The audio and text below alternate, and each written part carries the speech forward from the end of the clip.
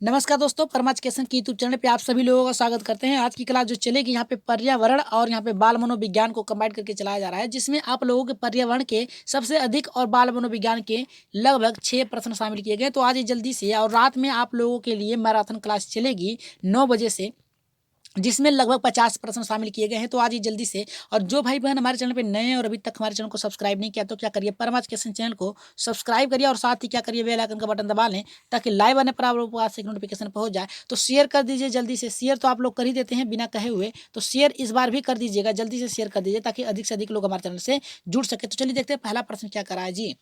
सभी लोग आ जाइए, जल्दी से सभी लोग आ जाइए और प्रश्नों को सॉल्व करिए बहुत ही अच्छे तरीके से। जी चलिए देखते हैं यहाँ पे पहला प्रश्न क्या कर रहा है, और सभी लोग एकदम अच्छे से प्रश्नों को सॉल्व करिएगा। आप लोगों को कम से कम एक 20 प्लस करना है इसी टेट में इस बार, कम से कम एक 20 प्लस करना है। तो जिस तरह से आप लोग अपना स्कोर बनाए हुए हैं उसी तरीके से उस टेट एग्जाम में भी बनाए रखिएगा। चलिए देखते हैं यहाँ पे पहला प्रश्न क्या कर रहा है। पहला प्रश्न बहुत ही अच्छा है कि आनुवंशिकता और पर्यावरण की भूमिका के बारे में निम्नलिखित में से कौन सा कथन सत्य है, यानी कौन सा कथन सत्य है। यहाँ पे पहला करा है कि विकास के कुछ पहलू आनुवंशिकता और कुछ पहलू अन्य पर्यावरण से प्रभावित होते हैं। दूसरा करा है सीखने और प्रदर्शन करने की एक बच्चे की क्षमता जीनों द्वारा पूरी तरह से निर्धारित होती है। और तीसरा करा है कि एक अच्छी देखभाल और पौष्टिक आहार से बच्चे की किसी भी जन्मजात विकार को दूर किया जा सकता है। चौथा करा है कि पर्यावरण केवल बच्चे के भाषा विकास को महत्वपूर्ण भूमिका निभाती है। देखिए, पर्यावरण केवल भाषा पे नहीं, उसके शारीरिक मनोदशा सब पे निभाती है, तो ये गलत है। यहाँ पे करा कि जन्मजात, जन्मजात का मतलब होता है कि कोई बालक अगर यहाँ पे विकलांग पैदा हुआ है, ठीक है, विकलांग पैदा हुआ है तो क्या उसको पौष्टिक आहार देने से उसका पैर जो अगर मान लीजिए टेढ़ा है तो क्या सीधा हो सकता है? नहीं हो सकता है, ठीक है। तो ये भी हमारा गलत है।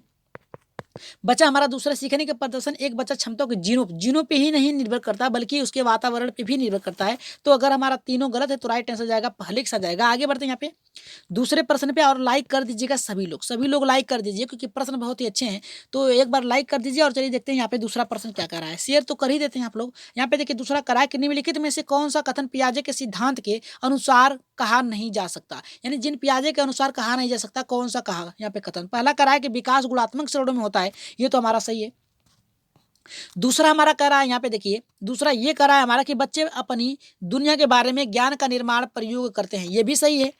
यहाँ पे कह रहा है निरंतर करा। तीसरा करा कि निरंतर अभ्यास से अधिगम होता है। चौथा करा है कि बच्चे का पर्यावरण पर्यावरण पर क्रिया करते हैं। तो ये देखिए, तो ये तो हमारा सही ही है, ठीक है। क्रिया करते हैं यानी उस पर खेलते हैं, उसमें रहते हैं, खोज करते रहते हैं बालक, ठीक है। लेकिन निरंतर अभ्यास जो होता है थॉर्नडाइक के साथ चला जाएगा, तो राइट आंसर यहाँ पे जाएगा तीसरे के साथ जाएगा, ठीक है। आगे बढ़ते हैं यहाँ पे, और लाइक कर दीजिएगा सभी लोग, कमेंट भी फास्ट करिए, ठीक है, क्योंकि प्रश्न आज के 20 हैं और रात में आप लोगों को मैराथन क्लास चले जाएंगे जिसमें से 50 प्रश्न शामिल किए गए हैं। तो जिस प्रकार से सॉल्व करें उसी तरीके से अपना स्पीड बनाए रखें। चलिए देखते हैं तीसरा क्या कर रहा है। निम्नलिखित में से कौन सी पूर्व संक्रियात्मक विचार की एक सीमा नहीं है। पूर्व संक्रियात्मक की बात क्या याद रखिएगा, एक संवेदी होता है, याद रखिएगा संवेदी कितना होता है। संवेदी जो होता है आपका 0 से 2 वर्ष होता है। पूर्व जो होता है आपका याद रखिएगा 2 से 7 वर्ष होता है। और मूर्त जो होता है आपका ये 7 से 11 होता है। और अमूर्त जो होता है, अमूर्त मतलब होता है चिंतन प्रक्रिया करना, ये 11 से या फिर 12 से ऊपर होता है। तो राइट आंसर यहाँ पे क्या जाएगा, जल्दी से बताइए। पहला करा है ध्यान केंद्रित करने की प्रवृत्ति, प्रतिक्रियात्मक विचार का विकास, यहाँ पे करा है अहम अहम मान्यता, और यहाँ पे चौथा करा है कि अनुत्क्रमणीयता। तो राइट आंसर यहाँ पे तीसरे का क्या जाएगा जी। देखिए यहाँ पे पूर्व संक्रियात्मक की बात जो होता है प्रतिक्रियात्मक विचार का विकास, ठीक है। विचार एक सीमा नहीं है, यहाँ पे क्या है, विचारों का विकास नहीं कर पाता है पूर्व संक्रियात्मक अवस्था, यानी बालक जो होता है 2 से 7 वर्ष की आयु में रहता है, वो विचारों को इतना अच्छे से नहीं रख पाता, ठीक है, अपने। तो क्या करता है, जब परिवेश में आगे बढ़ता है जैसे जैसे, तो क्या करता है, जब तक मूर्त में नहीं पहुंचेगा तब तक अपने विचारों को पूर्ण रूप नहीं दे पाएगा। तो राइट आंसर यहाँ पे जाएगा दूसरे के साथ जाएगा। आगे बढ़ते हैं यहाँ पे चौथे प्रश्न पे देखते हैं। चौथा क्या करा है, चौथा भी बहुत ही अच्छा प्रश्न है कि के अलावा यानी किसके अलावा निम्नलिखित कारणों से खेल युवा बच्चों के विकास में एक महत्वपूर्ण भूमिका निभाता है। किसको छोड़ के सभी विकास उसमें क्या करता है, युवा के पीढ़ियों में आगे बढ़ने के प्रोत्साहित करता है। तो यहाँ पे देखिए चौथे का हमारा क्या होगा।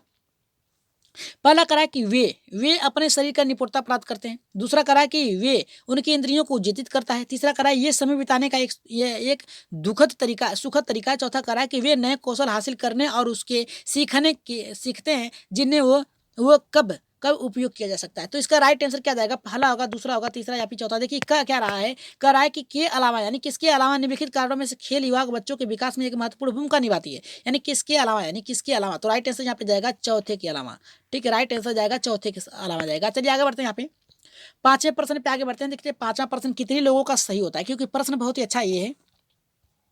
देखिए 5वां प्रश्न ये करा, निम्नलिखित में से कौन सा प्रश्न बच्चों को गंभीर रूप से सोचने के लिए आमंत्रित करता है? गंभीर रूप से सोचने के लिए आमंत्रित करता है। तो यहाँ पे देखिए पहला करा है कि क्या आप इसका उत्तर जानते हैं?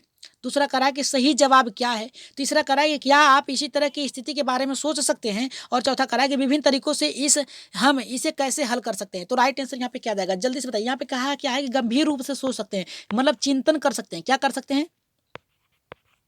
चिंतन कर सकते हैं। किस पे कर सकते हैं? गंभीर रूप से, यानी सोचते हैं अहम रूप से, तो अपनी भूमिका निभा सकते हैं। तो पहला यहाँ पे क्या करा है कि पहला करा है कि क्या आप इसका उत्तर जानते हैं? इस पे गंभीर रूप से सोच सकते हैं। सही जवाब क्या है?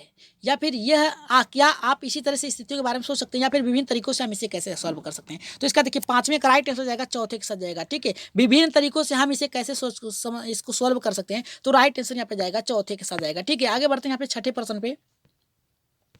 जी, सभी लोग एकदम प्रश्नों को अच्छे से पढ़िए, फिर इसके बाद उत्तर दीजिए। ठीक है, यहाँ पे देखिए क्या कर रहा है हमारा छठा का, निम्नलिखित में से कौन सा विकल्प प्रगतिशील शिक्षा का सबसे अच्छा वर्णन करता है? पहला करा है करके सीखना, परियोजना विधि, यहाँ पे करा है कि उपयोग, सहयोग, यहाँ पे करा है सहयोग से सीखना, और दूसरा करा है थीमेटिक इकाई।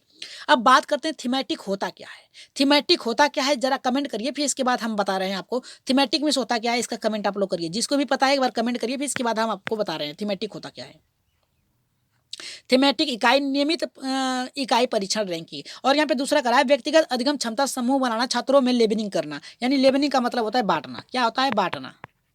बांटना। और चौथा करा है परियोजना विधि, क्षमता समूह बनाना और रैंकिंग करना। तो राइट आंसर यहाँ पे क्या जाएगा? पहले आप लोग इसका उत्तर बताइए कि थीमेटिक मिस होता क्या है, इकाई होती क्या है। तो हम बता रहे हैं आपको थीमेटिक मिस होता क्या है। थीमेटिक जो होती है आपकी क्या होता है? व्याकरणीय होता है, व्याकरण होता है, व्याकरण होता है। अब इसके अंतर्गत क्या क्या आता है? संज्ञा, नाउन, यहाँ पे संज्ञा, क्रियाक्रम, ये जो आते हैं आपके, ये सभी आ जाएंगे, इसी के सर्वनाम सभी आ जाएंगे किसके? थीमेटिक की इकाइयों के अनुसार। तो आप सोच लीजिए कि थीमेटिक होता है तो ये कहाँ पे जाएगा? उच्च स्तर पे जाएगा। कहाँ जाएगा? उच्च स्तर पे जाएगा। ठीक है, तो राइट आंसर यहाँ पे छठे का क्या जाएगा? तो हमारा छठा तो ये हो नहीं सकता दूसरा, तो राइट आंसर जाएगा व्यक्ति तो अधिगम समूह। समूह मिस होता है, समूह में लगे गतिविधियों में भाग लेना और लेबलिंग करना कि कौन सा बालक कितना सीख रहा है। तो राइट आंसर यहाँ पे जाएगा, तीसरे के साथ जाएगा। ठीक है, आगे बढ़ते हैं यहाँ पे 7वें प्रश्न पे, देखते हैं 7वां क्या करा है। 7वां भी बहुत ही अच्छा प्रश्न है। कह रहा है कि प्रगतिशील शिक्षा के बारे में निम्नलिखित में से कौन सा कथन बताता है कि शिक्षा स्वयं ही जीवन है? तो सभी प्रश्न बहुत ही मजेदार हैं और सभी लोग इसको सॉल्व करते चलिए अच्छे से। पहला करा कि स्कूल शिक्षा को यथासंभव लंबे तक जारी रखना चाहिए। दूसरा करा है स्कूल को आवश्यकता नहीं है, बच्चे अपने जीवन के अनुभवों से सीख सकते हैं। तीसरा करा है कि स्कूलों में शिक्षा सामाजिक और प्राकृतिक दुनिया को प्रतिबिंबित करे, और चौथा करा है कि यहाँ पे जीवन सच्चा शिक्षक है। तो राइट आंसर यहाँ पे 7वें का क्या जाएगा? जी, यहाँ पे देखिए बात क्या है, यथासंभव लंबे तक जारी रखेंगे तो बालक उब जाएगा। क्या हो जाएगा? उब जाएगा। तो ये तो गलत हो गया। स्कूल की आवश्यकता नहीं है, देखिए स्कूल की आवश्यकता होगी, ये भी गलत है।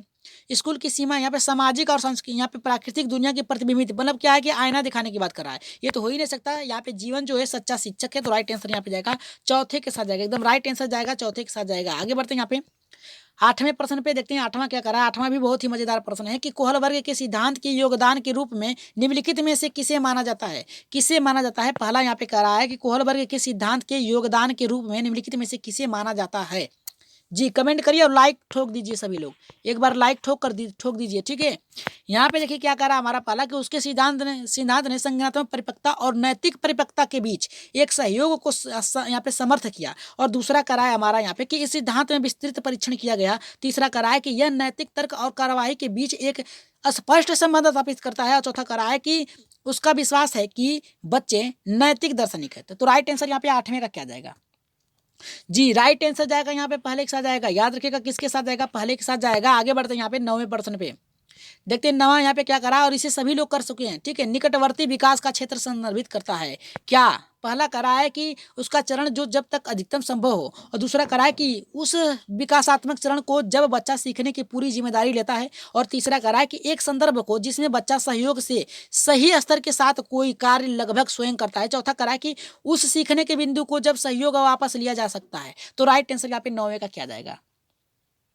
जी, 9वें का राइट आंसर यहाँ पे क्या जाएगा? जल्दी से कमेंट करिए जी। संदर्भ बच्चे सहयोग जहां पर होगा, देखिए यहाँ पे क्या पूछा है, निकटवर्ती विकास का क्षेत्र यानी जेडपीडी की बात किया है, जेडपीडी की बात किया है यहाँ पे, जोन ऑफ प्रॉक्सी डेवलपमेंट। तो यहाँ पे राइट आंसर जाएगा हमारा यहाँ पे तीसरे के साथ जाएगा, सहयोग। ठीक है, बालक सहयोग के साथ सहयोगात्मक कार्य के द्वारा अच्छे से सीखते हैं। तो 10वें प्रश्न पे देखते हैं 10वां क्या करा है कि एक उभयलिंगी व्यक्तित्व है। एक उभयलिंगी व्यक्तित्व क्या है? पहला करा है स्त्री लक्षणों वाले पुरुषों की संदर्भ करना। दूसरा करा है कि मैं आमतौर पर माने गए मर्यादा और स्त्री पुरुष की समायोजन करना। तीसरा करा है कि मैं दृढ़ और अहंकारी होने की आदत। चौथा करा है कि समाज में प्रचलित रूढ़िवादिता लिंग भूमिकाओं का पालन करता है। तो यहाँ पे 10वें का राइट आंसर क्या जाएगा? जी 10वें का राइट आंसर जाएगा यहाँ पे दूसरे के साथ जाएगा। ठीक है, यहाँ पे मैं आमतौर पर माने गए मर्यादा और स्त्री पुरुष यहाँ पे गुणों की समायोजन करा। तो राइट आंसर यहाँ पे जाएगा दूसरे के साथ जाएगा। सभी प्रश्न यहाँ पे प्रीवियस ईयर्स के पेपर के चल रहे हैं। ठीक है, याद रखिएगा सभी पेपर। और सुबह जो चली थी 2016 की चली थी, गलती से हमने 2017 की बता दिया था। ठीक है, तो 2017 में एग्जाम नहीं हुआ था, लेकिन यहाँ पे देखिए ये प्रश्न आपको प्रीवियस ईयर्स के हैं, पिछले वर्ष के। तो यहाँ पे 11 का करा है कि बच्चे छोड़कर सभी के द्वारा लिंग भूमिकाएं सीखते हैं। तो किसके द्वारा? मीडिया के द्वारा, समाजीकरण के द्वारा, संस्कृत के द्वारा या फिर ट्यूशन के द्वारा? किसके द्वारा छोड़कर सभी में लिंग भूमिकाओं को ग्रहण करते हैं। यहाँ पे देखिए राइट आंसर जो जाएगा 11 का हमारे यहाँ पे पहले के साथ जाएगा मीडिया। ठीक है, याद रखिएगा किसके साथ जाएगा? मीडिया के साथ जाएगा। ठीक है, मीडिया के साथ जाएगा। ठीक है, राइट आंसर यहाँ पे जाएगा पहले के साथ जाएगा। आगे बढ़ते हैं यहाँ पे। जी राइट आंसर होगा हमारे यहाँ पे पहला होगा। आगे बढ़ते हैं। देखिए 12 का प्रश्न करा कि मानवकृत परीक्षणों की आलोचनाओं में से यह है कि क्या है? पहला करा है कि वे मुख्य रूप से मुख्य धारा की संस्कृति प्रतिनिधित्व करते हैं और इसीलिए पक्षपाती करते हैं। दूसरा करा है कि उनकी भाषा को समझना मुश्किल है। तीसरा करा है कि शिक्षण बड़ी आबादी पर लागू नहीं किया जा सकता। चौथा करा है कि वे बच्चे की क्षमता की स्पष्ट तस्वीर नहीं देते। देखिए एक क्या कहा है यहाँ पे? मानवकृत परीक्षण यानी सभी का परीक्षण करना। क्या आप जहां पर 10 लोग हैं वहां पे कर सकते हैं, जहां पे 2 लोग हैं वहां पे आसानी से कर सकते हैं, लेकिन जहां पे 10 लोग हैं तो 10 लोगों का मत अलग अलग होगा, तो वहां पे आप नहीं कर सकते हैं। तो राइट आंसर तीसरे के साथ जाएगा। ठीक है, परीक्षण बड़ी आबादी पे लागू नहीं किए जा सकते। तो राइट आंसर जो जाएगा हमारे यहाँ पे तीसरे के साथ जाएगा। आगे बढ़ते हैं यहाँ पे 13वें प्रश्न पे देखते हैं। 13 का हमारे यहाँ पे क्या करा है? 13 का ये करा है कि एकाधिक बुद्धिमानी का सिद्धांत कहलाता है। क्या कहलाता है? पहला यहाँ पे देखिए करा है कि बुद्धि तेजी से बढ़ाई जा सकती है। दूसरा करा है बुद्धि कई प्रकार की हो सकती है। और तीसरा करा है कि पेपर पेंसिल परीक्षण सहायक नहीं है। चौथा करा है कि प्रभावी अध्यापन के द्वारा बुद्धि बढ़ाई जा सकती है। तो 13 का राइट आंसर यहाँ पे क्या जाएगा? जी राइट आंसर यहाँ पे क्या जाएगा? जल्दी से बताइए यहाँ पे। जी बुद्धि कई प्रकार की होती है। राइट आंसर यहाँ पे जाएगा दूसरे के साथ जाएगा। ठीक है, एकाधिक बुद्धि परीक्षण यहाँ पे बुद्धिमानी का सिद्धांत है। सिद्धांत लेकिन परीक्षण करना होता है तो यहाँ पे प्रभावी बुद्धि की तरह बढ़ाई जा सकती थी, लेकिन यहाँ पे पूछा है सिद्धांत क्या?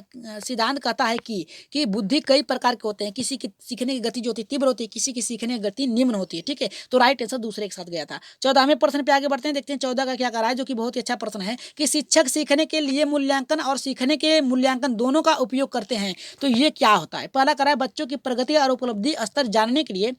दूसरा करा है कि बच्चे के सीखने की जरूरतों को जानने और तद अनुसार शिक्षण रणनीति का चयन करने में। तीसरा करा है कि आवधिक अंतरालों पर बच्चे के प्रदर्शन को आकलन करने और उसके प्रदर्शन को प्रभावित करने में। और यहाँ पे चौथा करा है कि बच्चे के प्रगति की निगरानी करने और उसके सीखने के अंतराल को भरने के लिए उचित लक्ष्य निर्धारित करना। तो 14 का राइट आंसर क्या जाएगा?